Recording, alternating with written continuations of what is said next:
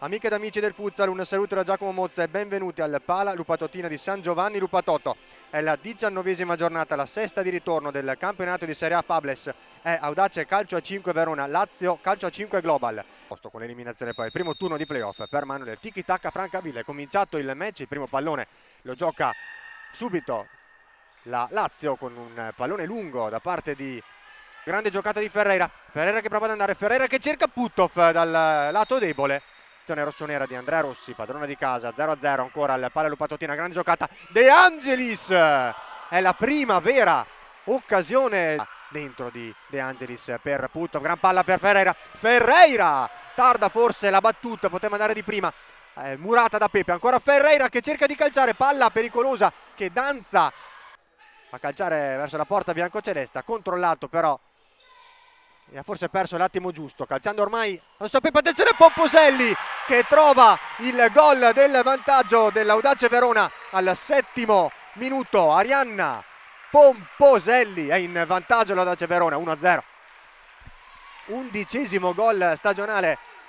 C'è Cristina Pereira che cerca la giocata per Colucci, palla verso Pasquali, il miracolo, l'autentico miracolo da parte di Marta Verdù, parte dell'ex Realstat. E poi attenzione alla giocata questa volta errata da parte di Marta Verdù Agnone. C'è il pareggio della Lazio Global meritato per quanto visto negli ultimi minuti di gioco. C'è Cristina Pereira, potente però, che attenzione a Colucci che calcia in diagonale sull'uscita di Verdù, la supera, è molto spesso preciso da parte di Elena De Cao che calcia fin troppo preciso, una bordata clamorosa, fallo di questi 6 da parte di verso Pasqual, e c'è un palo, un altro palo colpito da Elena De Cao, questa volta strepitosa Iochisalo in ripiegamento difensivo da ultimo uomo, da ultimo baluardo difensivo. Riparte invece da questa parte la Lazio, Colucci, ripartenza letale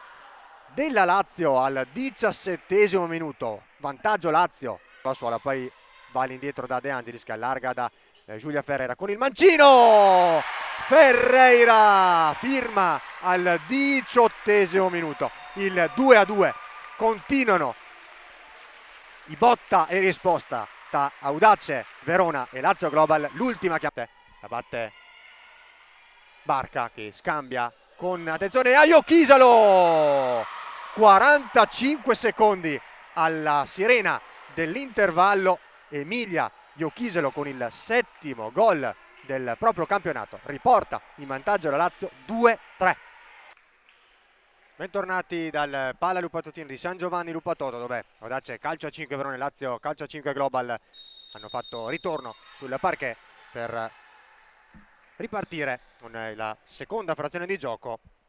Ferreira che allarga tutto sulla sinistra per Pomposelli, la palla ancora verso Ferreira, Ferreira con il petto, attenzione alla palla che va a terminare in rete. C'è stata l'autorete di Vanessa Pereira al 2° minuto di gioco della ripresa. Ancora emozioni, ancora reti, 3-3.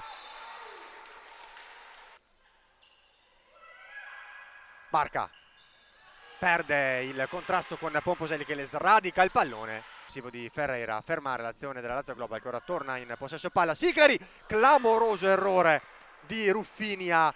Angelis, il dribbling di Ferreira, la palla dentro, la palla verso Arakawa che non trova la porta, in porta tra i pali c'era Siclari tra i pali, brava poi De Angelis, attenzione ad Arakawa che prova a cercare la porta, non la trova direttamente dalla propria, neanche metà campo, dalla propria area di porta. Pasqual